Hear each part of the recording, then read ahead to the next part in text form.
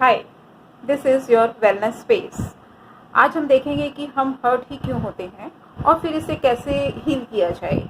जब लोग हमें इग्नोर, इंसल्ट, रिजेक्ट या फिर जज करते हैं या फिर ब्लेम कर देते हैं तो हमें हर्ट फील होता है। हमें अंदर बहुत एंगर, बिटरनेस और हैवीनेस की फीलिंग होती है और ये आपका एक डीप पेन होता है और इसे हम इमोशनल इंजरी या इमोशनल वूंड कह सकते हैं।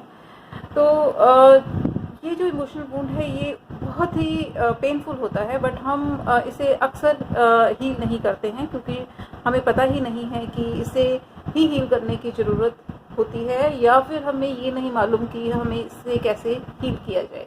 और ये जो हमारे इमोशनल वुंड्स हैं ये हमारे फिज़िकल हेल्थ, मेंटल हेल्थ और रिलेशनशिप्स के लिए बहुत ही डैमेजिंग होते हैं। तो पहले हम समझते हैं कि आखिर हम हर्ट ही क्यों हो जाते हैं। तो इसके लिए अगर आप ध्यान से देखो तो आप देख पाओगे कि हम अपनी ज़िंदगी में दूसरे हमारे बारे में क्या सोचते हैं या उनके क्या ओपिनियंस हैं, इस चीज़ को हम बहुत वैल्यू करते हैं। माने कि हमारे खुद के बारे में क्या राय है उससे ज़्यादा ये मायने रखता है कि दूसरे हमारे बारे में क्या महसूस करते हैं या वो हमें कितना वैल्यू देते हैं। तो ऐसा भी इसलिए होता है क्योंकि बचपन से ही हम अपने आप को दूसरों के नज़रिए से ही देखते आते हैं, दूसरे ही हमें बताते हैं कि हम कैसे हैं। तो जब भी कोई सिग्निफिकेंट पर्सन हमें इंसल्ट या इग्नोर करते हैं या रिजेक्ट कर देते हैं, जज करते हैं, तो फिर हमें एक हर्ट होता है क्योंकि कहीं ना कहीं जो हमारी सेल्फ की जो इमेज होती है वो शैटर होती है और हमारे बारे में जो राय है हम उसे सच नहीं मानते हैं और हम कहीं ना कहीं दूसरे जो हमारे बारे में कह रहे हैं या दूसरे हमें जिस तरीके से ट्रीट करते हैं उसको हम सच मान लेते हैं, वो हमें ज़्यादा सही लगना शुरू हो जाता है। तो कहीं ना कहीं हमारा ही खुद का जो एक अपने ऊपर जो विश्वास है, एक अपनी जो इमेज है वो उतनी स्ट्रॉन्ग नहीं है, वो उतनी पॉजिटिव नहीं है।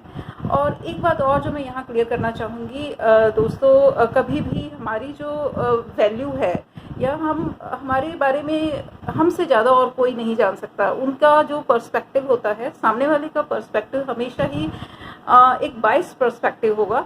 उसका रीज़न है क्योंकि वो जो एक पर्सपेक्टिव बनाते हैं हमारे बारे में, जो उनका पॉइंट ऑफ व्यू होता है, that is always based on their life history, their experiences and their attitudes, their values. So that can never be a true picture of you or that is always biased. तो इसलिए हमें अपने ऊपर एक strong belief बनाने की ज़रूरत है। साथ ही साथ हम ये भी समझ लेते हैं कि दूसरों का क्या रीज़न हो सकता है उस तरीके से बिहेव करने का, इग्नोर करने का, इंसल्ट करने का और कोई भी इनअप्रोप्रिएट बिहेवियर करने का। तो उसके पीछे कई कारण हो सकते हैं, जैसे कि हो सकता है कि उन्होंने अपनी ज़िंदगी में कभी इस तरीके के बिहेवियर्स का उन्हें एक्सपोज़र मिला है, उन्होंने अपने सराउंडिंग्स में, अपने घर में ये बिहेवियर को बहुत होते हुए देखा है, तो उन्होंने कहीं ना कहीं उसे सबकॉन्शियसली एक्वायर कर लिया है। या फिर ये भी हो सकता है कि उन्हें ऐसा फील होता है कि they are losing control of the situation और the person, so they are trying to control and manipulate that way. तो डीप डाउन कहीं ना कहीं उनके मैनिपुलेटिंग और कंट्रोलिंग नेचर के पीछे उनकी कुछ इनसिक्योरिटीज़ और फियर होते हैं। इट्स जस्ट दैट कि जो उनका इग्नोर करना, आपको इंसल्ट करना या फिर रिजेक्ट करना, कर देना, इस तरीके के जो बिहेवियर्स होते हैं इससे वो अपनी ही कुछ पर्सनैलिटी को रिफ्लेक्ट करते हैं, अपनी कुछ इनसिक्योरिटीज़ और फियर का एक रिफ्लेक्शन होता है। तो ऐसा नहीं है कि वो जानबूझकर हमें हर्ट करना चाहते हैं। इट्स जस्ट दैट कि वो उनका एक बिहेवियर पैटर्न बन गया है और वो उनके लिए उतना ही ऑटोमेटिक है जितना कि आपका हर्ट हो जाना ऑटोमेटिक होता है।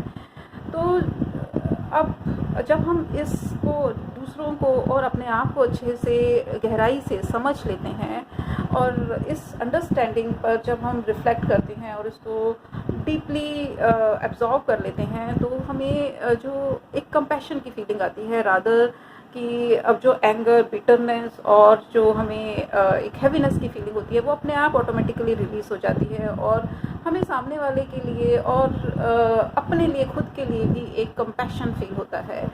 हम ज़्यादा अच्छे से देख पाते हैं उनकी दुनिया को और समझ पाते हैं कि वो ऐसा बिहेव कर रहे हैं तो उसके पीछे क्या पॉसिबल रीज़न हो सकते हैं। तो this is true forgiveness, genuine and true forgiveness. और इसके बाद हम एक हल्कापन महसूस करते हैं। आपको एक ज़िंदगी में एक फ्रीडम, लाइटनेस की फीलिंग होती है and this is the best feeling. So आज हम ये वीडियो यही एंड करते हैं। और अगर आपको इंडिविजुअल काउंसलिंग की कुछ नीड्स हैं तो आप मुझे मेरे मेल आईडी पर कांटेक्ट कर सकते हैं। धन्यवाद।